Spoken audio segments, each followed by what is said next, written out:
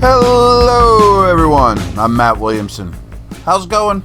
I just got back from doing the post-game show. Maybe some of you called in. Got a lot of people compliment this podcast tonight, by the way. Preseason's over. I don't think any of us are too broken up about that fact.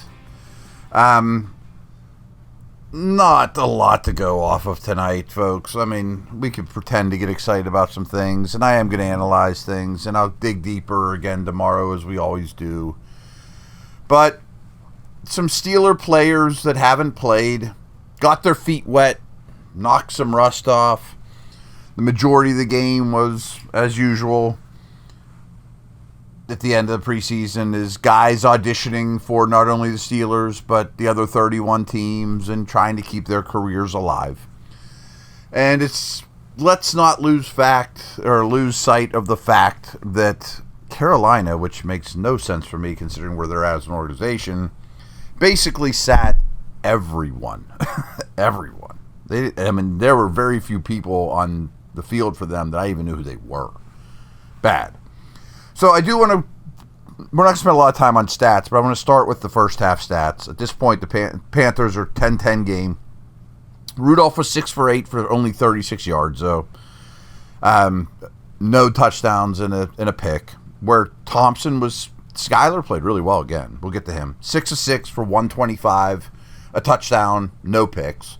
Now, a lot of that was the Miller. I don't know how that happens. And like Mike Preseason today on the post-game show went out of his way to say there's no way Miller gets behind the defense like that in a regular season game against a prevent, and he's 100% right. But they converted, and it worked. I thought Plummer for Carolina actually played okay. I thought he made some plays. He was 7 of 14 for 48, 1-1 in the first half. Caleb Johnson, 6 carries for 24. Penalties. Ugh, and we're going to get to this. Sloppy game. And a lot of these were starter stuff. 8 penalties for 64 yards in the first half by the Steelers. Terrible. Really bad. 3 of 28 for Carolina. Third downs has been a problem for the preseason. They were 3 of 5. Panthers were 4 of 6.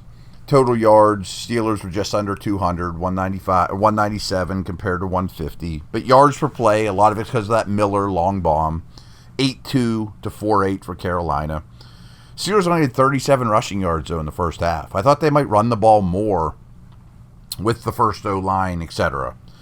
Not a lot. Carolina had 102. Time of possession, 13:48 for the Steelers, 16:12 for Carolina. And as you know, the final score, 19-10, Steelers win. Fine. I guess they were the better team, maybe. Again, I don't want to look too much into this game at all. Let's start with the headline. Derek Harmon injury. Didn't look great. Went out on a cart, towel over his head. Everyone gasps. Time to worry. Then he comes back and he's laughing and joking on the sideline. We all feel a lot better. But Mike Preseason has been doing this a long time, and he seemed more cautious than I did after Mike Tomlin's press conference. And we'll see, obviously. But Tomlin said there were only 2, and this is the key word, significant injuries in this game. Brandon Johnson, who has done some good things, and maybe he ends up on injured reserve and comes back with the team a year from now. He probably wasn't going to make the team anyways. And Harmon. And everything, and all the other injuries were just kind of like normal football stuff, or however Tomlin describes that.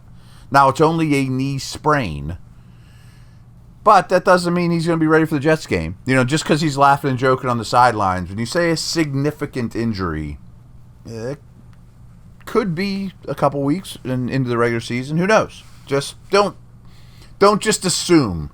I hope we can, but don't just assume, oh, he's fine, he was smiling. That's not always how it works. Fellow other rookie defensive lineman I think we have to talk about even more is Wyatt Black. You saw 2 plays in a row where he just dominated the poor people in front of him. But I've gotten to the point now where it used to be, man, they got a really nice find in the mid-rounds with Black. Now I'm looking at it like, I think he's going to be an impact player now, and maybe more. He might be a plus starter in a year or so. Like, he has a chance to be a dude. I'm real impressed. When I was trying to get in that scouting world way back when I was a young up-and-comer, I wish there was a Ziprecruiter type service out there, and there sure wasn't. And Ziprecruiter finds amazing candidates for you fast. And right now you can try it for free at ziprecruiter.com/audio. ZipRecruiter smart technology identifies top talents for your roles quickly. Immediately after you post your job, ZipRecruiter's powerful matching technology starts showing you qualified people for it. It's wonderful. 4 out of 5 employers who post on ZipRecruiter get a quality candidate within the first day. Try it for free at this exclusive web address, ziprecruiter.com/audio. Again, that's ziprecruiter.com/audio. ZipRecruiter, the smartest way to hire.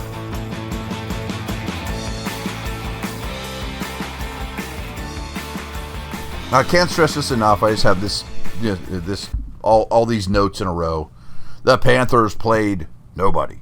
They had like 30 guys they sat out, including their top 2 quarterbacks. Let's not forget that. And still, ugly start to this game. We touched on it. So many penalties in this game for the Steelers, start to finish. A lot of O-line penalties. A lot of them were the starters, though. Bad tackling. And that was some of the starters for sure.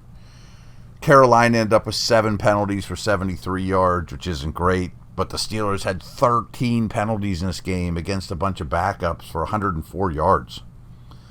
Some good stuff, though. Miller.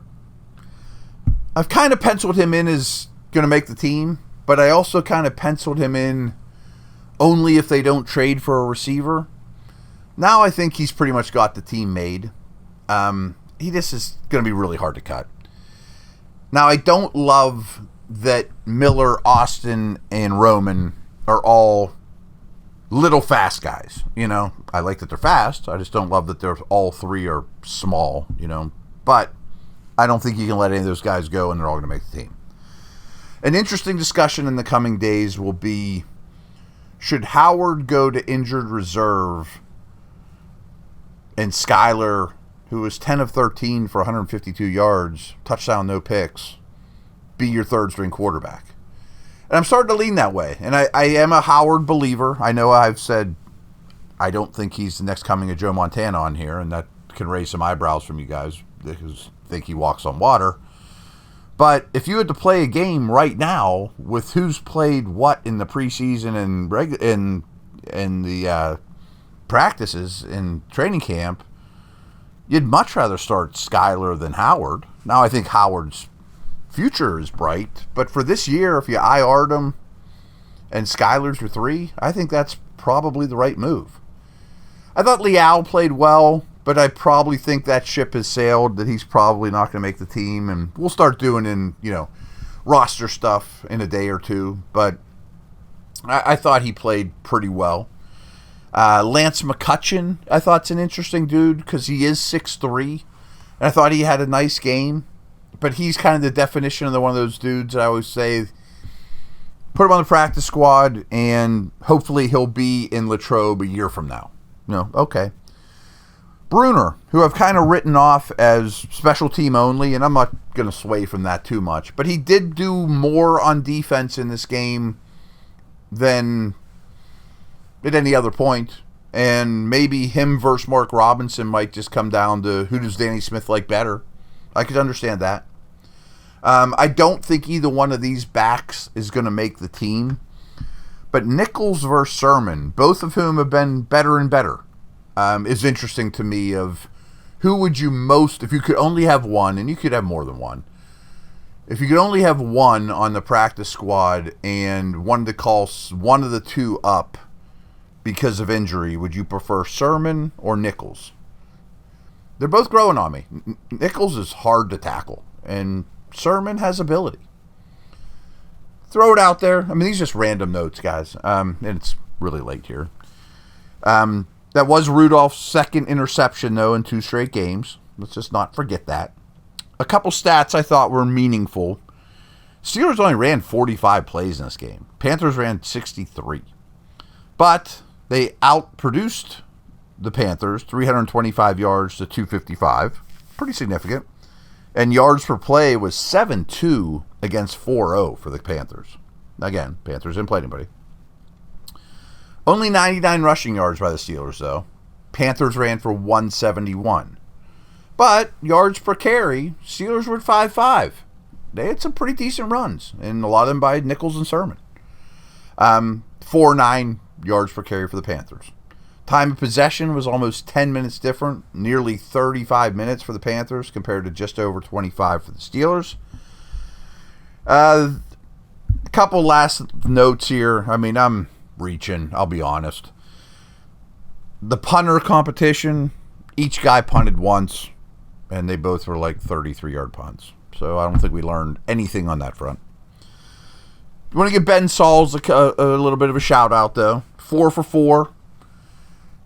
Had a 49-yarder, had a 50-yarder. Maybe a team picks him up, and he certainly would be immediately on speed dial if anything would happen to Boz. So good for him. He's done. Him coming to the Steelers and putting stuff on tape should help his career in some way, shape, or form. And really, as I said to start the show, this game to me was all about not the top couple guys, you know, the most valuable, the Cams, the Rodgers, etc. They obviously didn't play. But that next level, including like a Ramsey, though, they got their feet wet.